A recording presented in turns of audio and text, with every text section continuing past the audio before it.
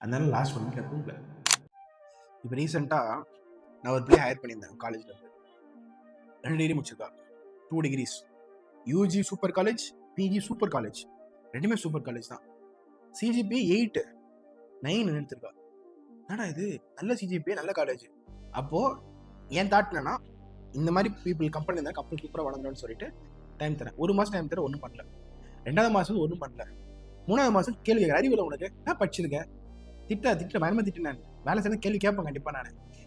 நான் யாருங்க நான் கேள்வி கேட்காம இருக்கிறதுக்கு? அவங்க என்கிட்ட வேலை செய்யறாங்க, நான் வந்து வேலை தரேன். வேலையே செய்யலன்றப்போ அவங்களுக்கு கற்றுக் கொடுத்து வளர்க்க வைக்கிறதே என்னோட உரிமை, கடமை. சரியா? அவங்கள வந்து நான் உள்ள ஹோல்டு பண்றதுக்காக தான் நான் வந்து திட்டனே தவிர, நான் வந்து வெளியே துரத்துறதுக்காக திட்ட போயிருக்கேன். ஆனால் அதை வெளியே அனுப்பிச்சிட்டு இருப்பேன் நான். 2 மாசம் ஒன்றும் சொல்ல, 3வது மாசம் இல்ல நான் பண்ணல. ஏன்னா 3 மாசம் ஆகிடும், ஒன்றும் குரோ ஆகல.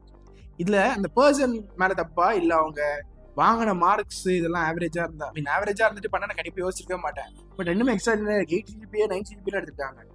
அப்ப என்ன ப்ராப்ளம் அப்படின்றது என் மைண்ட் ஓடிட்டே இருக்கு. அப்புறமா நான் வந்து நம்ம கம்பெனிக்கு வந்து எந்த மாதிரி பீப்புள் ஹையர் பண்ணணும், எந்த மாதிரியான பேராமீட்டர்ஸ் கொண்டு வரணும்ட்டு லாஸ்ட் ஒரு 1 வீக்கா தூங்காம ரெடி பண்ணிருக்கேன்.